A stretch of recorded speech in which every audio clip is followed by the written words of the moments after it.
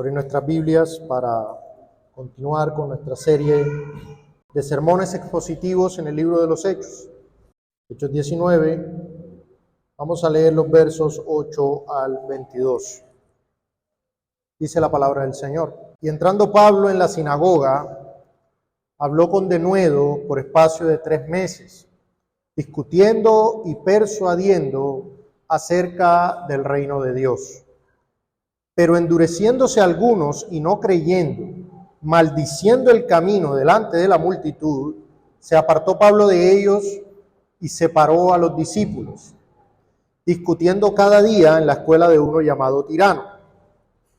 Así continuó por espacio de 2 años, de manera que todos los que habitaban en Asia, judíos y griegos, oyeron la palabra del Señor Jesús. Y hacía Dios milagros extraordinarios por mano de Pablo, de tal manera que se llevaban a los enfermos los paños o delantales de su cuerpo y las enfermedades se iban de ellos y los espíritus malos salían. Pero algunos de los judíos, exorcistas ambulantes, intentaron invocar el nombre del Señor Jesús sobre los que tenían espíritus malos, diciendo: os conjuro por Jesús, el que predica Pablo. Había 7 hijos de una tal Esceva, judío, jefe de los sacerdotes, que hacían esto. Pero respondiendo el espíritu malo dijo: a Jesús conozco y sé quién es Pablo, pero vosotros, ¿quiénes sois? Y el hombre en quien estaba el espíritu malo, saltando sobre ellos y dominándolos, pudo más que ellos, de tal manera que huyeron de aquella casa desnudos y heridos. Y esto fue notorio a todos los que habitaban en Éfeso, así judíos como griegos, y tuvieron temor todos ellos. Y era magnificado el nombre del Señor Jesús. Y muchos de los que habían creído venían confesando y dando cuenta de sus hechos. Asimismo, muchos de los que habían practicado la magia trajeron los libros y los quemaron delante de todos. Y hecha la cuenta de su precio, hallaron que era 50,000 piezas de plata. Así crecía y prevalecía poderosamente la palabra del Señor. Pasadas estas cosas, Pablo se propuso en espíritu ir a Jerusalén después de recorrer Macedonia y Acaya, diciendo: después que haya estado allí, me será necesario ver también a Roma.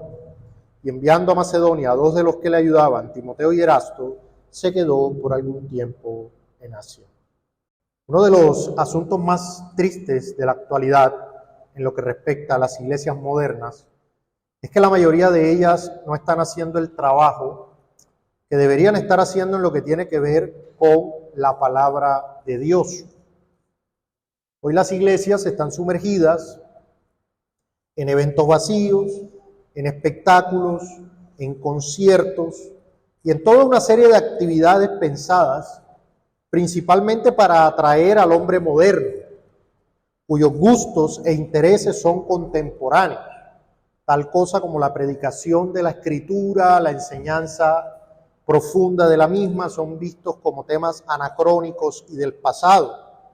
Los sermones en las iglesias modernas son reducidos a espacios cortos de hasta de 10 minutos o menos, mientras que la llamada adoración con música emocional se extiende para luego pasar a la parte de los milagros, la ministración, entre otros. Ahora, cuando nosotros vamos a la Escritura, cuando vamos a la Biblia, sobre todo en esta parte fundacional de la iglesia, nosotros lo que vemos es algo completamente diferente. Cómo la iglesia creció y se fortaleció. Los apóstoles iban anunciando el evangelio del Señor Jesús, primeramente, para luego enseñar todas las implicaciones del mismo a la luz de las Escrituras, o discipular, que le llamamos. La palabra crecía y se multiplicaba por todo lugar a través de la locura de la predicación. Y eso es precisamente lo que vamos a ver en nuestro texto de hoy, cómo la predicación sigue avanzando a medida que Pablo va predicando y los diferentes efectos que esta predicación causa cuando es hablada con denuedo. En algunos casos, la predicación, la enseñanza, mueve al arrepentimiento y en otros casos genera dureza, pero nunca deja indiferente. La realidad, y lo que veremos en nuestro texto, es que de igual forma la palabra de Dios siempre crece y prevalece, y ese es el título de la enseñanza. La palabra de Dios crece y prevalece, y eso está tomado básicamente del versículo 20 de nuestro texto. Vemos que literalmente dice: así crecía y prevalecía poderosamente la palabra del Señor. Así como, pues así con todo lo que pasó durante el texto, que es lo que vamos a estar viendo. Y me propongo 3 objetivos principales con esta enseñanza. En primer lugar, que la iglesia del Señor, que nosotros como pueblo suyo, como iglesia, entendamos la importancia de la predicación, la enseñanza y la palabra de Dios en general como eje fundamental del crecimiento de la iglesia. En segundo lugar, vamos a ver también algo de las diferentes reacciones que produce la predicación en las personas y también que podamos ver el poder de la palabra de Dios, el cual nunca cambia. Así que vamos a empezar con nuestra enseñanza, que vamos a hacer en 2 puntos. El primer punto va a ser el crecimiento de la palabra y en segundo lugar vamos a ver la prevalencia de la palabra. En primer lugar la palabra crece, en segundo lugar prevalece. Así que iniciemos con nuestro primer punto. Nos encontramos en Éfeso, que es la región de Asia Menor, que corresponde a la actual Turquía. O sea, si nosotros quisiéramos ubicarnos geográficamente en donde pasaron estos eventos, hay un país en la actualidad que se llama Turquía. Bueno, allá quedaba la región donde el apóstol Pablo estaba ministrando, predicando en su tercer viaje misionero. Pablo continúa con su labor predicando la palabra del Señor. Y dice el texto que el apóstol Pablo habló con valentía, esa es la palabra denuedo que aparece ahí, habló con valentía en la sinagoga por más de 3 meses. Recordemos que la sinagoga era básicamente el lugar de reunión de los judíos. Y él primero llegaba, cada vez que llegaba a un lugar, llegaba primero a la sinagoga y luego, pues cuando esas personas en la sinagoga se endurecían, pues se terminaba yendo finalmente a los gentiles o afuera de la sinagoga. Y él enseñó por 3 meses en la sinagoga y luego de eso enseñó por 2 años en la escuela de uno llamado Tirano. Entonces nosotros podemos ver, podemos comprender, podemos entender claramente que hablamos del Evangelio del Señor Jesucristo como ese, digamos, lo primero que se predicaba, así como lo dice Pablo en 1 Corintios 15, primeramente os he enseñado, pero para enseñar 2 años, pues tenías que enseñar más que eso. O sea, no enseñaba solamente el Evangelio, Cristo murió por nuestros pecados, resucitó de entre los muertos, la salvación es por gracia por medio de la fe, sino que se enseñaba o se discipulaba, o sea, se enseñaban mucho más temas. Dice que enseñaba cada día. Pablo, recordemos, que estaba entregado enteramente a la predicación. Y notemos que el texto es claro en mostrarnos cuál era el contenido, ¿verdad? El texto habla de que Pablo persuadía acerca del reino de Dios y que predicaba la palabra del Señor Jesús. Esas son las 2 expresiones que se utilizan aquí para hablar del contenido de la predicación del apóstol Pablo. Cuando la Escritura habla acerca del Evangelio del Reino o que se persuadía acerca del reino de Dios, no debemos entender el reino de Dios en el sentido que lo entienden algunas sectas. No debemos entender, no, el Evangelio del reino de Dios es ese reino con los paraísos y los leones que nos pintan en los libritos, ¿sí? En donde vamos a tener la paz mundial, pero sin el rey del reino, ¿sí? Ese es básicamente el Evangelio del reino que muchos enseñan. Cuando aquí se habla de que Pablo persuadía acerca del reino de Dios, no está hablando de otra cosa, sino del Evangelio de Cristo, en donde el rey del reino es el centro de esa predicación. No estamos hablando aquí de un reino allá etéreo, sin rey, en donde los hombres van y hacen lo que quieren. No estamos hablando de eso. Aquí se está predicando básicamente el Evangelio. Miren, Cristo es el Evangelio. Hace poco vi un falso maestro que predicaba diciendo lo siguiente, literal: Dios cree en ti, por eso vas a lograr tus metas a pesar de los obstáculos. Así Dios te ponga un mar, lo vas a abrir. Así Dios te ponga un Goliat, lo vas a vencer. Ese es el mensaje humanista que se está predicando en la mayoría de las iglesias hoy. Y eso no tiene nada que ver con el Evangelio del Reino. Eso no tiene nada que ver con el Señor Jesucristo. Eso es tomar el Evangelio y tergiversarlo. O sea, quitamos a Dios, quitamos al Señor Jesucristo del centro y ponemos al hombre.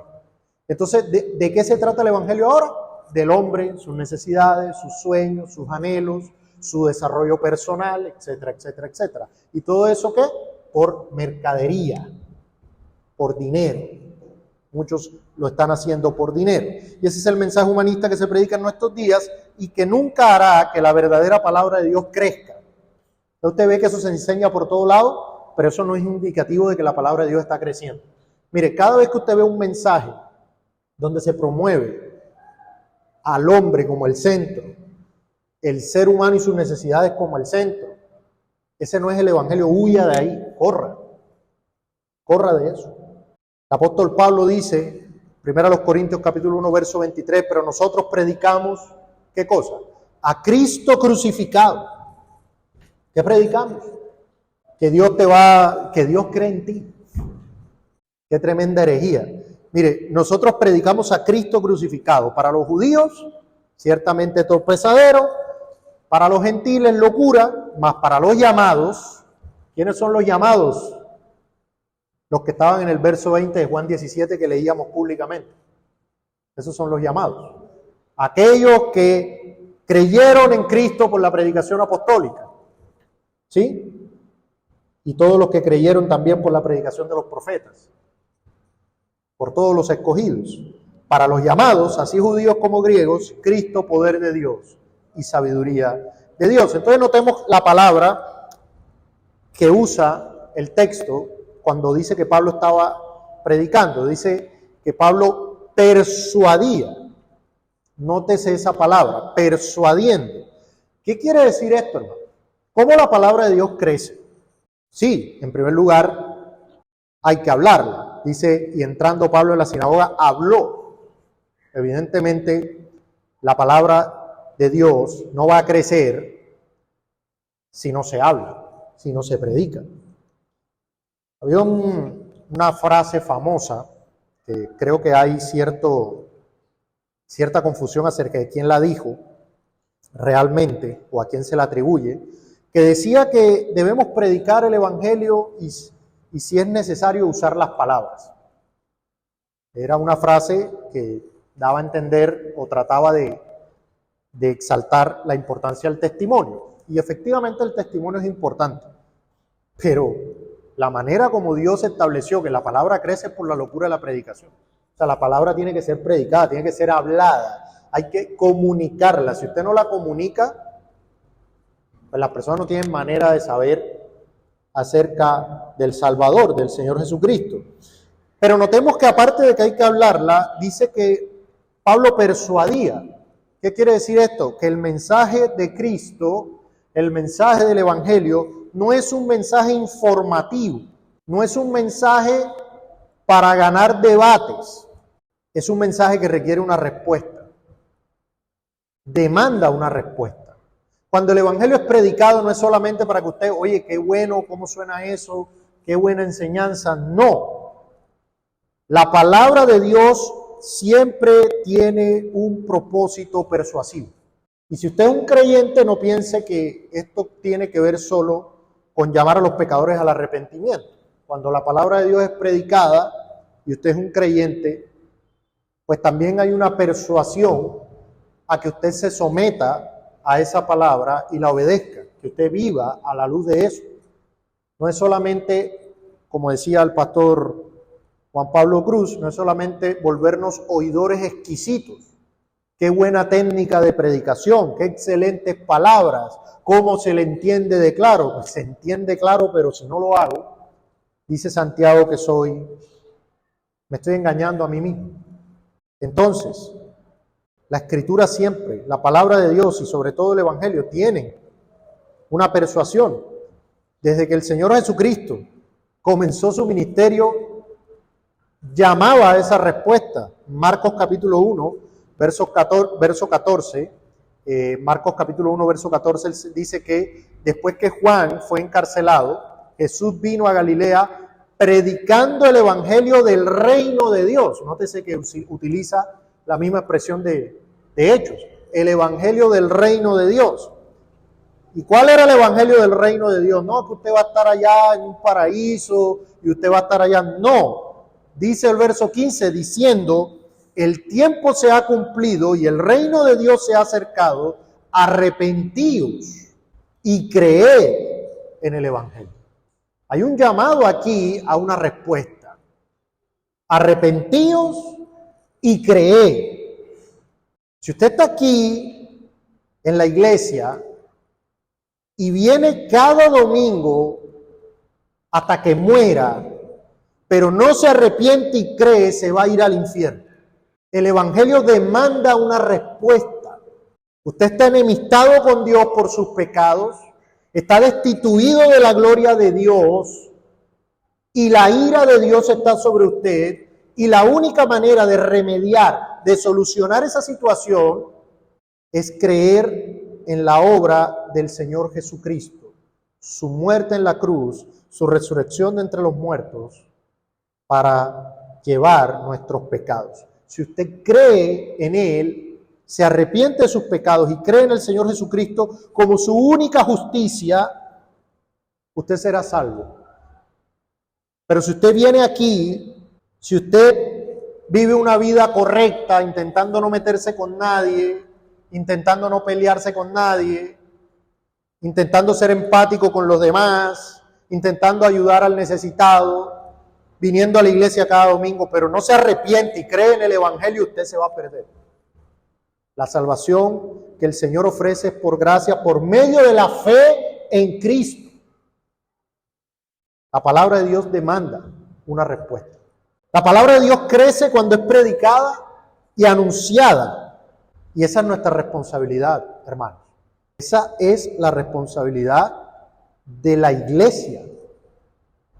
Predicar y anunciar la palabra de Dios es una responsabilidad nuestra.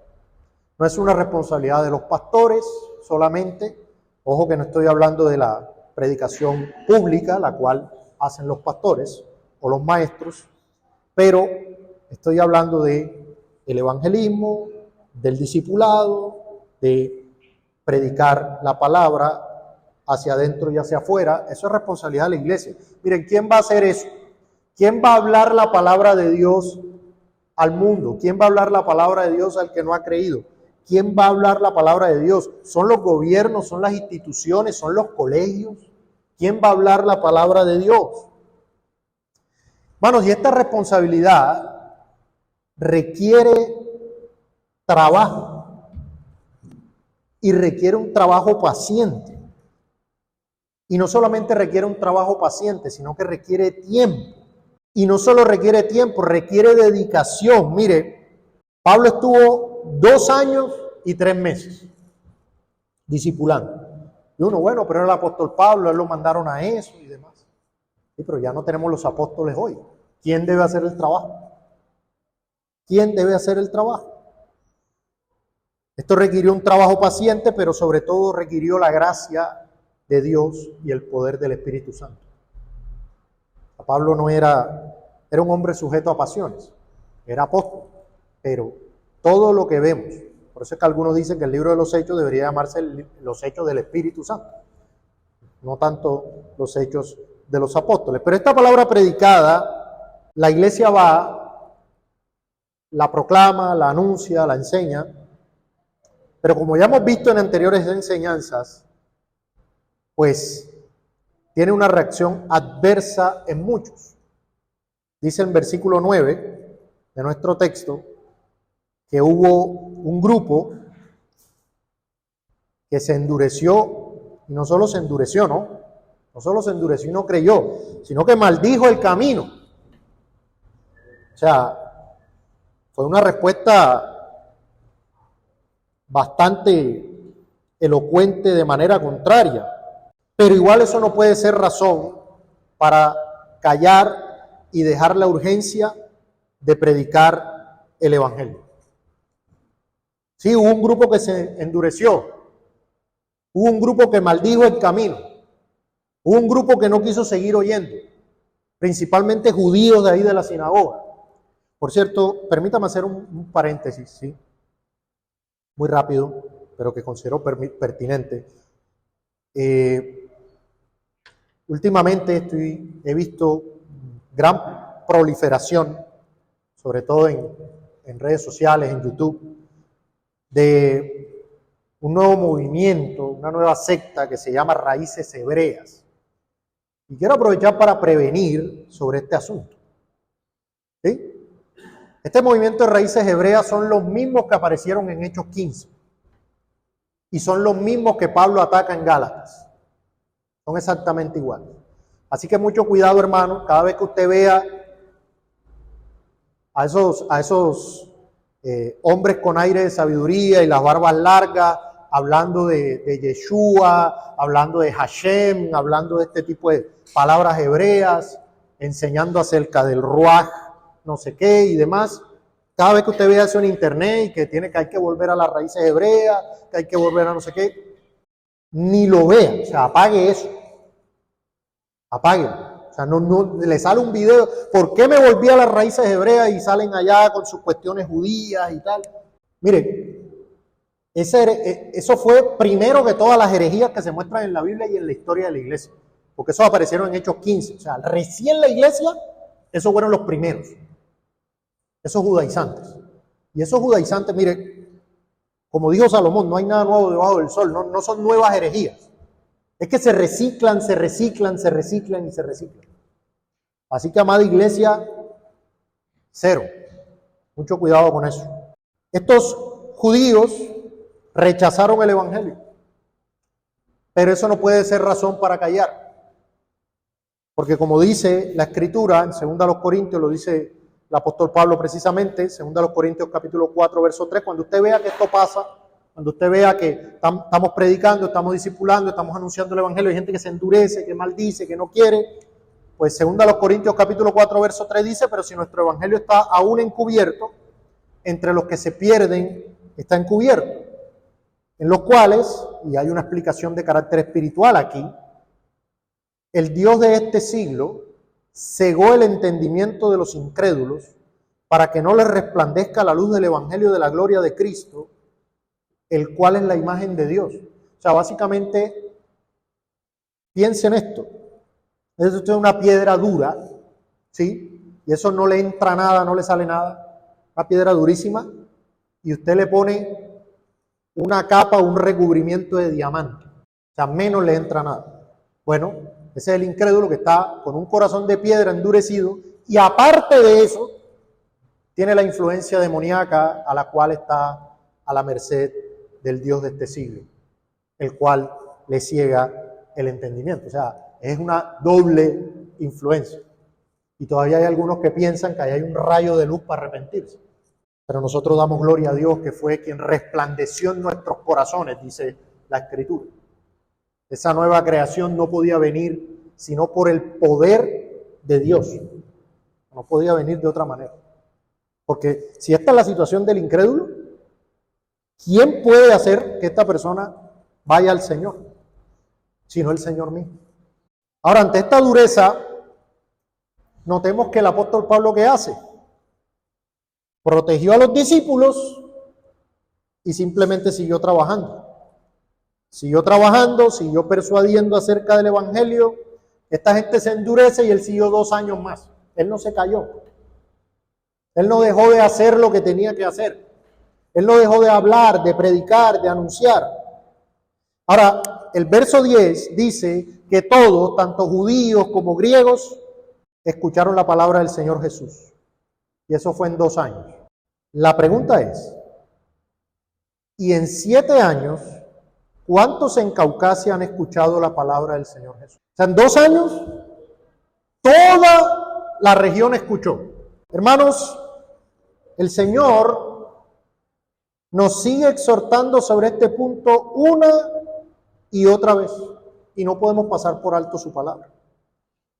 La iglesia es columna y baluarte de la verdad, lo cual implica que es nuestra labor y no la de ninguna otra institución, asociación o entidad, la de predicar el evangelio y la de discipular a los hombres. Damos gracias al Señor porque hemos empezado con el trabajo de discipulado. Estamos discipulando, pero sin ninguna duda nos hace falta mucho más. Nos hace falta trabajar mucho más. Yo no quiero poner aquí una carga indebida o insoportable sobre los hombros de todos los hermanos de la iglesia. Cada quien tiene sus dones, cada quien tiene sus contextos, pero el punto es que debe ser una prioridad para nosotros que la palabra de Dios corra y sea glorificada. Hermanos, el punto es, aquí no estamos hablando de que tenemos que esperar que toda la iglesia se organice en un evangelismo oficial para poder predicar. No estamos hablando de eso. Pero de manera personal e individual, realmente en nuestros corazones es una urgencia anunciar la palabra de Dios a los hombres para que crezca. Realmente es una carga en nuestros corazones. Es algo así como que pasó esta semana y no le compartí la palabra del Señor a nadie. ¿Hay un pesar por eso? ¿O en realidad hay un pesar porque nos quedamos cortos en el tiempo que teníamos para nuestros entretenimientos? Hermanos, ¿qué estamos haciendo con nuestro tiempo, con nuestro esfuerzo y con nuestros recursos? ¿Qué estamos haciendo? Mire, estamos en un momento único en la historia, en donde llegar a muchas personas es relativamente sencillo. Antes eso era totalmente impensable. Hoy usted publica algo sobre el evangelio en sus redes sociales y todo el mundo lo lee. O sea, muchas personas de las que lo siguen lo ven por lo menos, aunque no lo lean, pero lo ven. Pero ni eso, ¿sí? Tal vez estemos más bien comentando publicaciones de política, o estemos compartiendo sobre el último conflicto de Irán con Israel, pero no estamos cumpliendo nuestro grano de arena, nuestra responsabilidad en que la palabra de Dios crezca. En segundo lugar, la palabra de Dios prevalece. Ese es nuestro segundo punto, la prevalencia de la palabra. Nuestro texto continúa diciendo, en los versos 11 y 12, que Dios validó la predicación de Pablo a través de milagros extraordinarios. Este es un texto favorito, preferido de los movimientos carismáticos y pentecostales, sobre todo los neopentecostales. Y ellos se jactan de que hoy en día ellos hacen esto, de que ellos hoy en día toman las prendas y las llevan a los enfermos. De hecho, hay una secta, Pare de Sufrir, que ellos venden el paño ungido, el pañuelo bendecido, el agua de allá de tal lado. Bueno, mire, este texto no tiene nada que ver con eso, ni puede ser tomado para enseñar que hoy deberíamos estar haciendo este tipo de cosas. Este texto lo que nos muestra es la validación de Dios a la predicación de Pablo, o a la predicación apostólica, para ser más exactos, a través de milagros extraordinarios. Miren, recordemos que en este momento, en Hechos 19, no había una revelación terminada, ni un Nuevo Testamento. O sea, en este momento no había un Nuevo Testamento. Nosotros hoy tenemos la ventaja que tenemos la revelación completa, pero en ese momento, ¿quiénes eran apóstoles de Cristo? ¿Quiénes eran? Porque cualquiera podía decir que venía en nombre del Señor Jesucristo, pero en realidad pareció bien a Dios autenticar a sus mensajeros de esta era fundacional a través de señales. Vaya conmigo a 2 Corintios. Este texto es importante para entender este asunto. 2 Corintios capítulo 12. les pongo en contexto. En este texto, el apóstol Pablo está defendiendo su apostolado ante algunos en la iglesia de los Corintios que estaban atacándolo y que estaban diciendo que él no era un apóstol verdadero. Segundo a los Corintios capítulo 12, verso 11. Entonces el apóstol Pablo, defendiendo su apostolado, escribe lo siguiente. Segundo a los Corintios capítulo 12, verso 11 dice: me he hecho un necio al gloriarme. Vosotros me obligasteis a ello, pues yo debería ser alabado por vosotros, porque nada he sido menos que aquellos grandes apóstoles, aunque nada soy.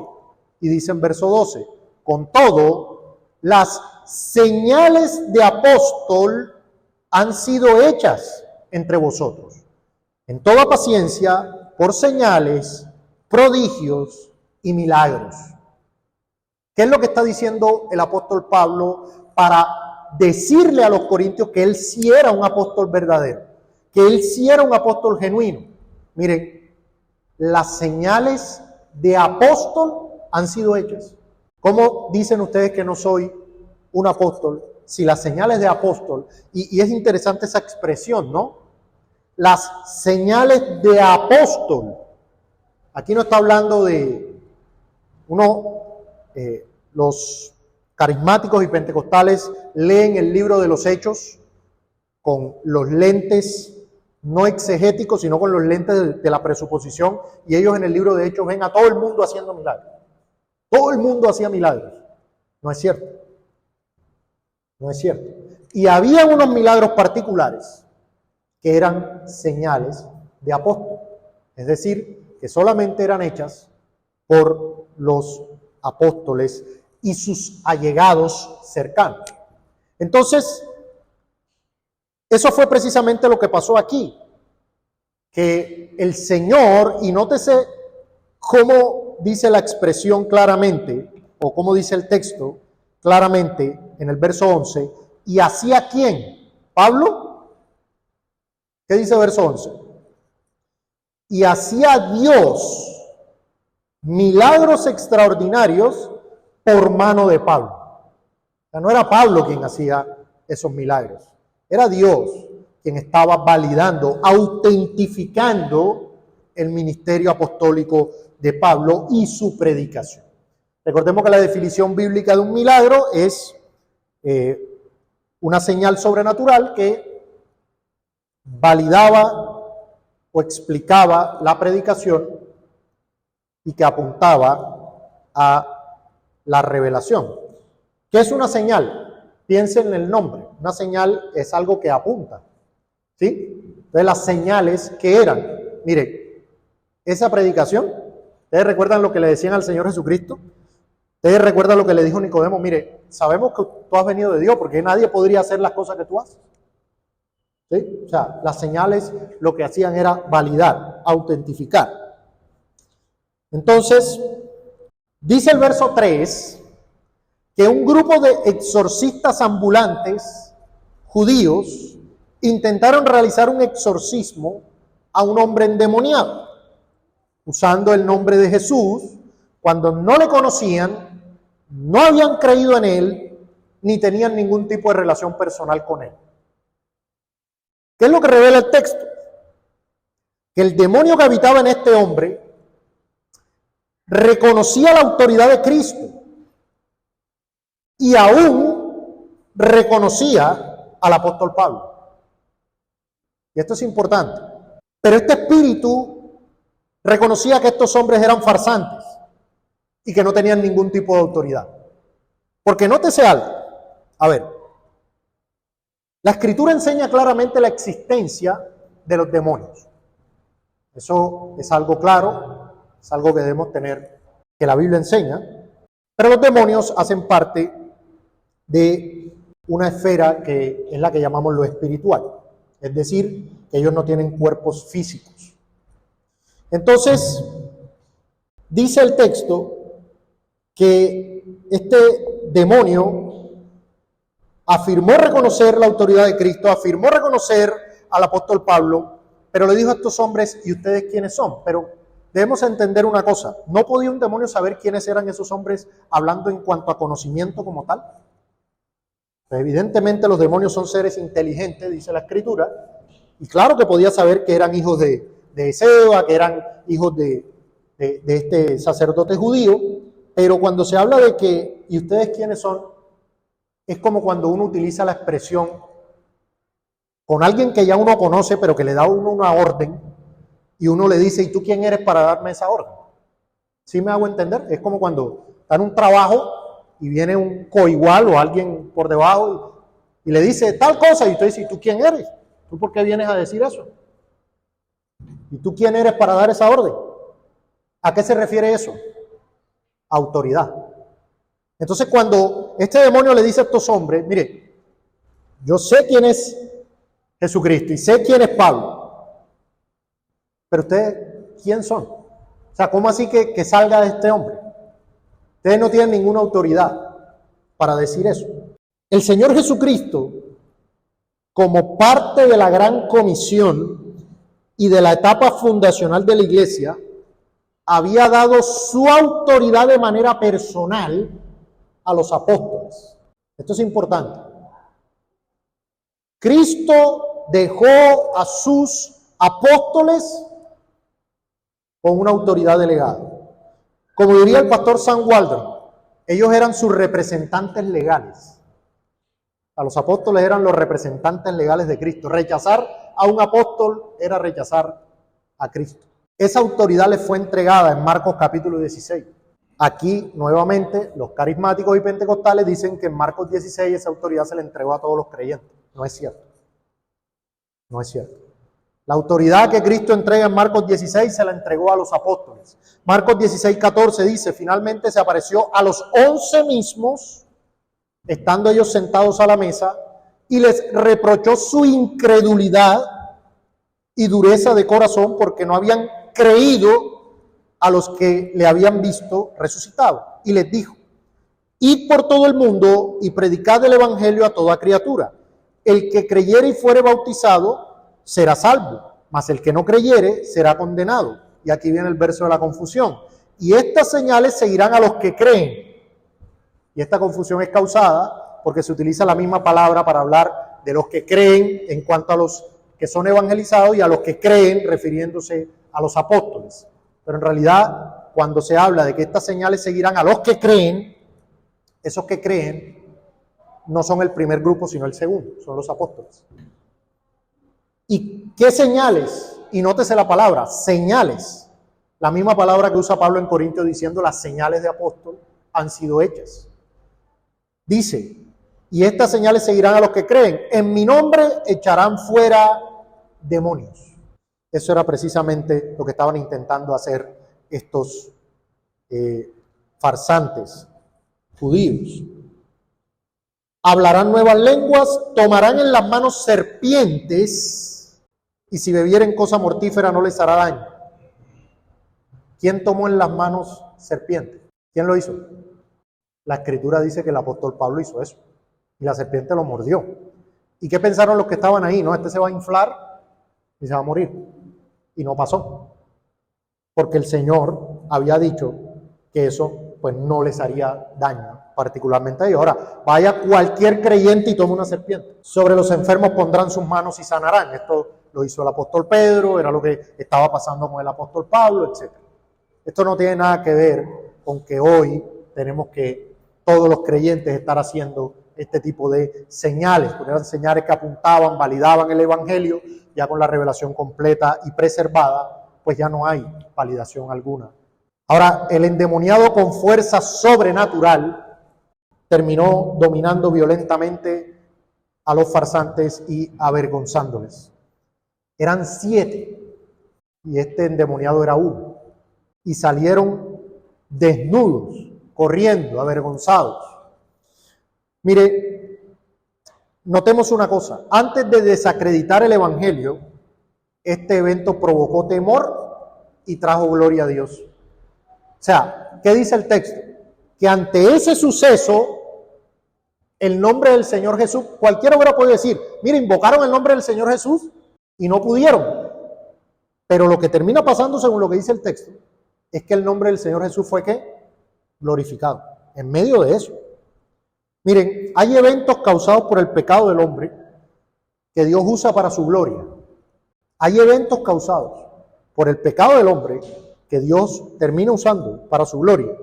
Hace poco veía una noticia de unos jóvenes que asesinaron a una mujer mayor en Estados Unidos para robar su auto. 4 menores de edad para robarle el carro a una señora de 73 años. Se montaron en el carro, la sacaron del carro, pero ella no alcanzó a salir porque se quedó como atorada en el cinturón de seguridad y la arrastraron como 6 cuadras, murió la señora. Y había tanta impotencia e indignación en la sociedad y no había explicaciones de cómo unos jóvenes podían ser tan malvados de hacer eso, y llamaron al pastor John MacArthur, a los noticieros masivos, a la Fox News y a todo eso. ¿Y qué hizo el pastor John MacArthur? Lo que ha hecho siempre que lo invitan a esos programas. Exhortó a la sociedad a volverse a Dios. Les dijo que la explicación de eso era el pecado. Que la sociedad que abandona a Dios y se va detrás de su pecado no puede esperar sino eso. Y les predicó el evangelio.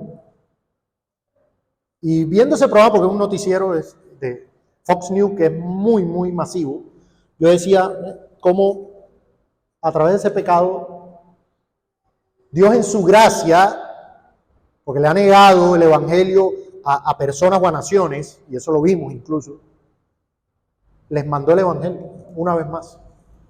Vuélvanse.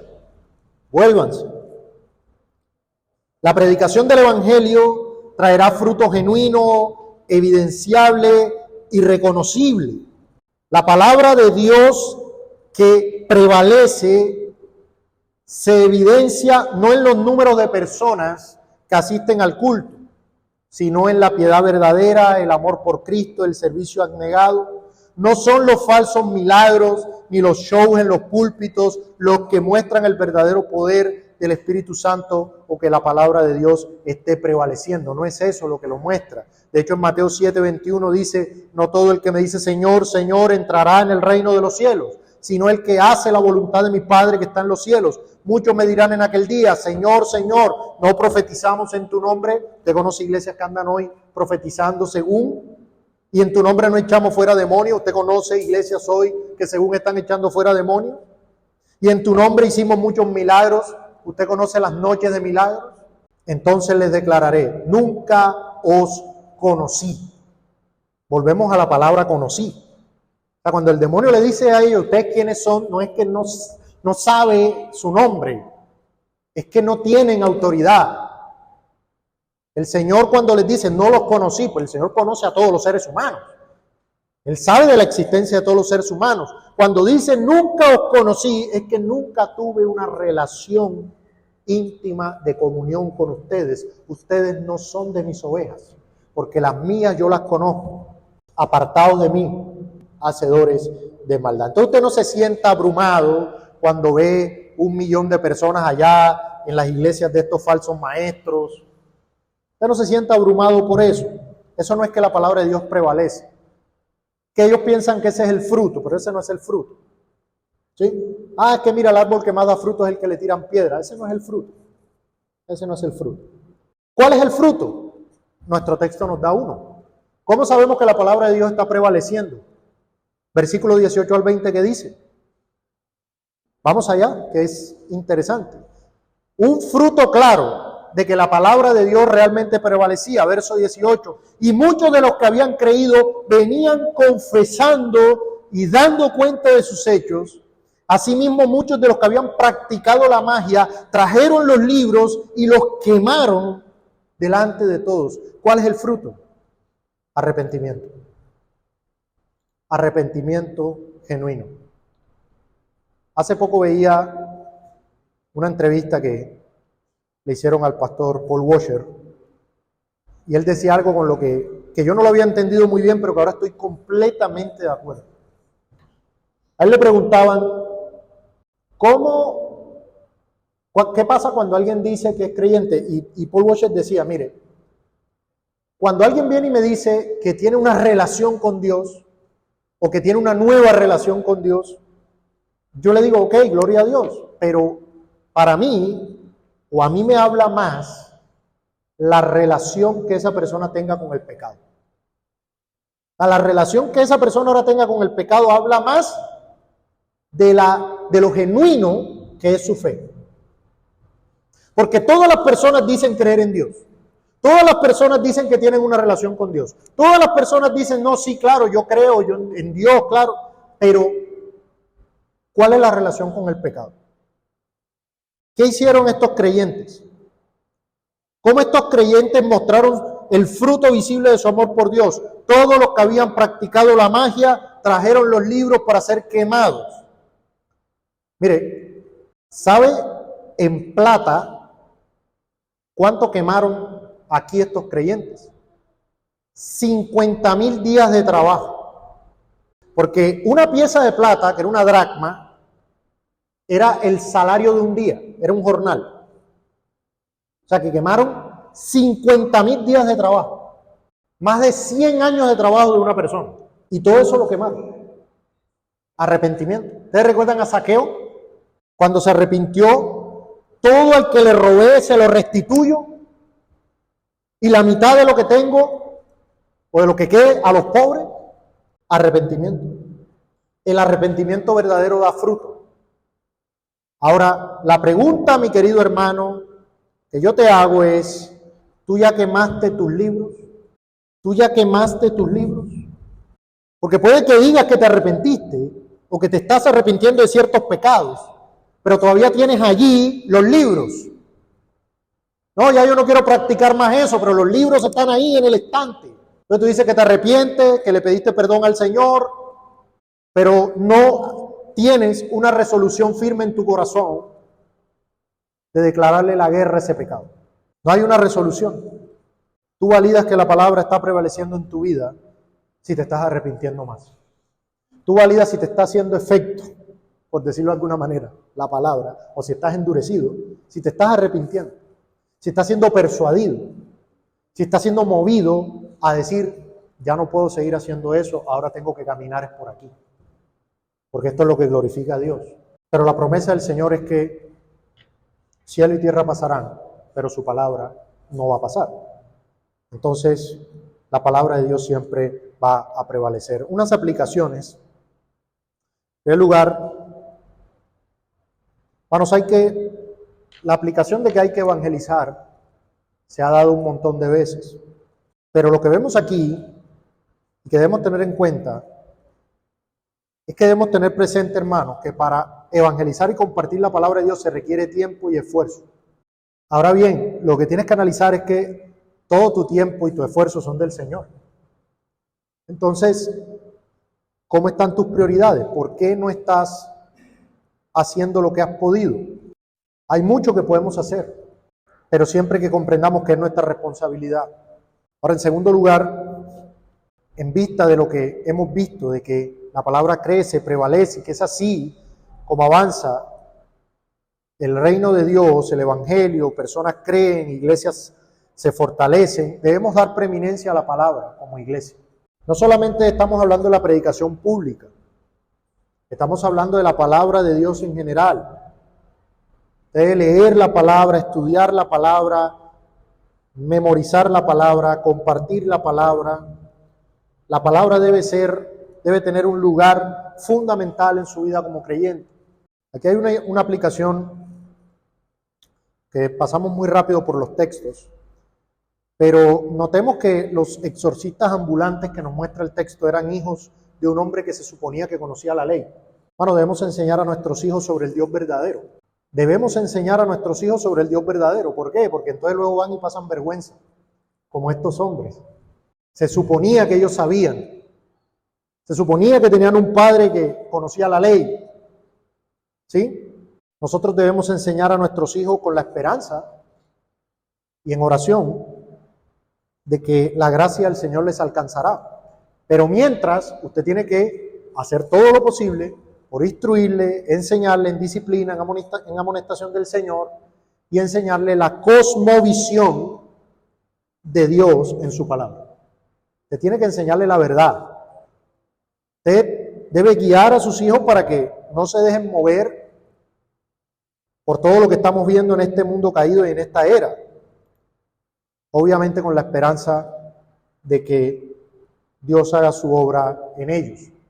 Pero usted debe estarlos instruyendo constantemente.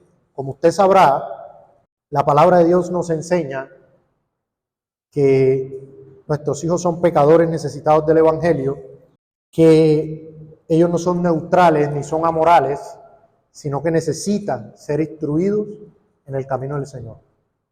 No que es que hay que dejarlos que crezcan para que decidan, no, es que ya ellos decidieron. O sea, en estos momentos ya ellos tienen ya una decisión. Son pecadores. Hace poco vi una definición de qué es pecar. Me pareció interesante porque agregó un elemento que nosotros lo sabemos, pero que no lo solemos colocar. Porque uno dice, bueno, pecar es infracción de la ley. Sí, pero ¿cómo es esa infracción de la ley? Y en la definición decía, pecar es no conformarse a Dios en acciones, actitudes o naturaleza. O sea, una definición, claro, cualquiera dice, no, en acciones está bien, y en actitudes. Y digamos que usted resolvió lo de las actitudes y en naturaleza, o sea, no hay manera de no ser considerado pecador. Entonces sus hijos puede que no tengan todas las acciones que tendría un adulto, pero sí tienen muchas de las actitudes y sobre todo tienen la naturaleza. Entonces son pecadores. Hay que mandarles, instruirles, o sea, déjelos que escojan y él siempre va a escoger el peor de los caminos. Nunca va a escoger el camino de Dios, nunca. Usted tiene que mandarle. Yo sé, dice el Señor sobre Abraham, que Él mandará, no dice que le sugerirá o que le aconsejará, como Josué, ¿no? No, yo no sé ustedes qué van a hacer, ¿no? Pero yo en mi casa vamos a servir a Jehová. Y ustedes imaginan un hijo por allá, pero ¿cómo así? No, yo en mi casa, punto.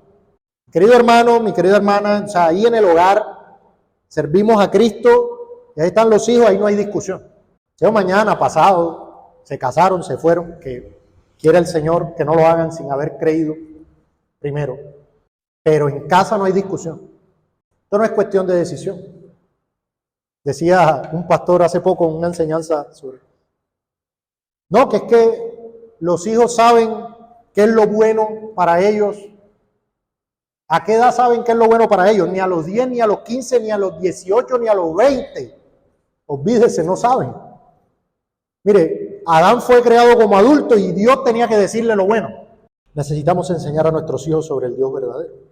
Y debemos aprender, esta es la última aplicación, a discernir el fruto genuino de la palabra que prevalece. ¿Y cuál es ese fruto genuino? El fruto del Espíritu Santo. Y esto es importante. Esto es muy importante, hermanos. ¿Qué evidencia vimos aquí de los verdaderos creyentes? De que en verdad habían recibido la palabra. Se arrepintieron y mostraron fruto. Lo dijeron, practicábamos la magia, comenta John MacArthur en su comentario sobre el libro de los Hechos. Él dice que estos hombres, muchos de los que practicaban la magia, cobraban por los encantamientos y por la cuestión. O sea, quemar el libro donde tenías tus hechizos era resignarte a que ya mataste la fuente de ganancia. O sea, era un arrepentimiento genuino. En contraposición a lo que veremos en la próxima enseñanza, ¿no? De los que empezaron a ver la plática amenazada y comenzaron a hacer disturbios. Entonces, ¿por qué esto es muy importante? ¿Por qué la iglesia debe aprender a discernir el fruto genuino de la palabra que prevalece? Porque nosotros, por ejemplo, como iglesia, estamos llamados a reconocer la obra del Señor en alguien y recibirlo en la membresía, por ejemplo. Entonces uno muchas veces, ¿sí?, se vuelve un 8 allí en el tema de ese discernimiento, porque uno no va a la Escritura y ve cuáles eran las señales, ¿no? Pero uno tiene que entender que cuando empecemos a mirar el testimonio de alguien que está aspirando a la membresía, por ejemplo, ¿cómo sabemos que realmente ha creído? Bueno, ¿cómo está su relación con el pecado? Porque créanme que él puede venir a recitar toda la teología, o puede estar viniendo a la iglesia mucho tiempo, pero ese no es el fruto. El fruto es cómo vive. Como decía un pastor, que se arrepiente más. ¿Sí? El cristiano no es el que no peca, sino que se arrepiente más. Entonces, ¿cómo está el fruto? ¿Cómo está su relación con el pecado? ¿Cómo está? ¿Hay lucha siquiera o no hay ninguna? Porque venir a la iglesia, hacer activismo, hacer parte de actividades, demás, no es sinónimo. No es sinónimo. Entonces, debemos aprender cómo reconocer que la palabra de Dios ha prevalecido en alguien. Eso es muy importante. Entonces, hermanos, que Dios nos ayude en nuestra misión como iglesia para que la palabra de Dios crezca y siga prevaleciendo.